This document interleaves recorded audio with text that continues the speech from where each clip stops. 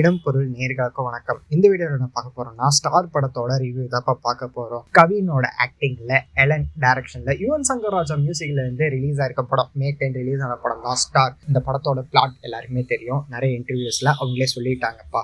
Rack to riches அப்படிங்கிறதா கதை அப்படிங்கிறதுலாம் தெரியும். இந்த படத்தோட பிளாட் ரொம்பவே சூப்பரா இருந்தது. வெல் பெர்ஃபார்ம்டு பாட்காஸ்ட் எல்லாருமே வெல் பெர்ஃபார்ம்டு அப்படின்னு தான் சொல்லணும். ஸ்பெஷல் மென்ஷனா கவின், லால், கீதா கைலாசம் இவங்க 3 பேருக்கும் ஸ்பெஷல் மென்ஷனே கொடுத்துக்கலாம். அப்படி ஒரு ஆக்டிங் கொடுத்துருக்காங்க இவங்க 3 பேரும். இவனோட பேக்ரவுண்ட் ஸ்கோர்லாம் சோல்ஃபுல்லாகவே இருந்தது. ஒரு நாளில் சாங் கேட்டிருப்பீங்க. படத்துல இந்த ஸ்பாய்லர் அப்படிங்கிறதுலாம் இல்லைப்பா, எல்லாருக்கும் தெரிஞ்சிருக்கும். இந்த சாங்கோட பிளேஸ்மெண்ட் ரொம்பவே சூப்பராக இருந்தது அப்படின்னு தான் சொல்லணும். சம்வேர் இந்த படத்தோட எமோஷனுக்கு கனெக்ட் பண்ணிக்க முடியலையோ அப்படிங்கிற மாதிரி தான் தோணிக்கிட்டே இருந்தது. ரேக் டு ரிச்சஸ் அப்படிங்கிற கதை எடுத்துக்கிட்டோம்னாலே ஹீரோ எப்படி வின் ஆயிடுவாரு கிளைமேக்ஸ் அப்ப அப்படிங்கிறது தெரியும்.